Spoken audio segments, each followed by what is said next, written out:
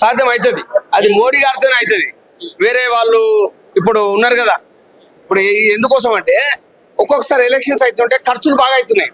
అప్పుడు కాంగ్రెస్ గవర్నమెంట్ లో కమిషన్లు తీసుకొని చేసిన దానికి మోడీ గారు గవర్నమెంట్ లో కమిషన్లు ఉన్నాయి. ఒకటే నేషన్ ఒకటే వన్ ఎలక్షన్, దేశం మొత్తం ఒకటేసారి ఎలక్షన్ అయింది అనుకో, సేమ్ అమెరికా లెక్క.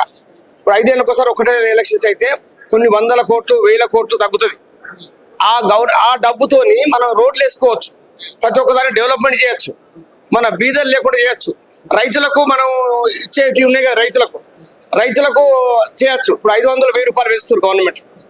బీద రైతులు ఎవరైతే ఉన్నారో వాళ్ళందరికీ కూడా మంచి జరుగుతుంది. వన్ నేషన్ వన్ ఎలక్షన్ జరుగుతుంది, ప్రజలకు మంచి జరుగుతుంది. ఈ ఈల్ ఖైదాలు ఉండరు. ఇక ఇప్పుడు మన పాల్గాంలో జరిగింది, అటువంటి ఉండేవి. ఇక ఒక్కసారి ఎలక్షన్ జరిగిన తర్వాత మనకు 400 సీట్లు వస్తాయి బీజేపీకి.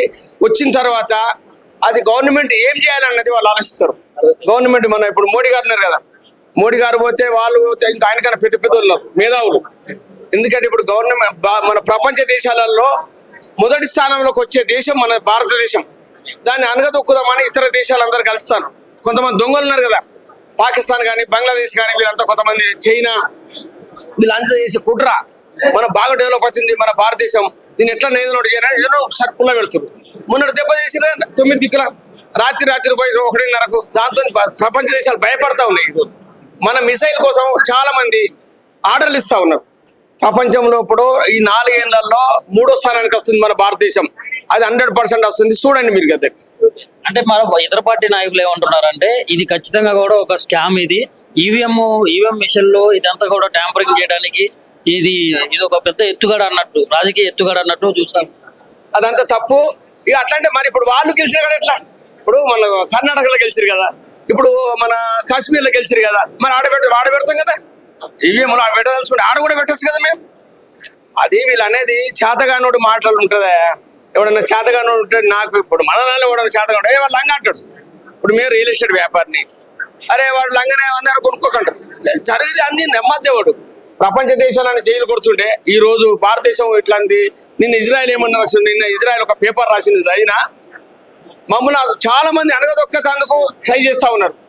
మమ్మల్ని అరాచకాలు చేసారు. ఒక భారతదేశం మాకు అన్నం పెట్టింది, మమ్మల్ని రక్షించింది, భారతదేశం ఒకటే నిజాయితీ పడని నిన్న ఇజ్రాయెల్ అతను స్టేట్మెంట్ ఇచ్చిండు. మరి వీళ్ళందరూ ఇవన్నీ ఉంటాయినా? అందుకే ఎవ్వరి మాట నమ్మొద్దు. భారతదేశంలో compulsory next one nation one ఎలక్షన్లా అన్ని రాష్ట్రాలు గెలుస్తాయి.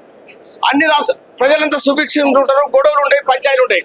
దాని మీద 100% ఉంటుంది. మీరు చూడండి, ఇక ఎలక్షన్ తర్వాత ఉంటుంది. కానీ ఇంకా ఇప్పుడు 2027 ఎలక్షన్స్ అయితే కంపల్సరీ 100% అయితే 99% ఎలక్షన్స్ అయితే ఆ ఎలక్షన్లల్లో ఏమైతే చూడండి 400 సీట్లు కంపల్సరీ వస్తాయి. నేను ఇక్కడ ఉండి మాట్లాడుతున్నాను, నేను ఊళ్ళలో తిరుగుతాను. నేను 20 రోజులు బీజేపీ కార్యకర్తగా ప్రచారకర్తగా నేను తిరుగుతా ఉన్నా. మొత్తం ఇండియా మొత్తం తిరుగుతున్నా నేను. ఇప్పుడు తెలంగాణలో ఇప్పుడు మన గవర్నమెంట్ తెలంగాణ, ఆంధ్ర, కర్ణాటకలో కంపల్సరీ వస్తుంది. తమిళనాడులో కూడా కొన్ని సీట్లు వస్తాయి. ఇవన్నీ తిరిగి నేను ప్రతి ఒక్క విలేజ్ వెళ్తున్నాను. విలేజ్ నా ప్రచారం ఏంది, విలేజ్లలో పోయి ఇట్లా అంత మందికి ఒక 100 మందికి ఇట్లా డ్రెస్సులు కుట్టించిన ఈ గుర్తుతోని వాళ్ళు ప్రచారానికి పోతుండ్రు. అందరు కూడా కంపల్సరీ మన గవర్నమెంట్ అందరూ మంచిగా బీజేపీలో. ఇప్పటికీ మీకు అంతా తెలిసిపోయింది, ప్రపంచ దేశాలు తెలిసిపోయింది. ఇంకా నేను ఏమని చెప్పాలి? ఇప్పుడు ఆల్ ఖైదా పాపం మోడీ గారు ఏమన్నారు, మామూలు ప్రజలు చనిపోవద్దు, మీరేం చెప్తారో వాడిని గుడారాలు లేపే అన్నాడు. సేమ్ అదే గుడారాలు లేపే తండ్రి చేసేది ఈ రోజు ప్రపంచ దేశాలన్నీ చేయకూడతా ఉన్నాయి. ఇక అంతకన్నా నేను ఏం చెప్పాలి? ఇది అందుకే మీరు కూడా మీడియా వాళ్ళు కూడా ప్రచారం చేయండి.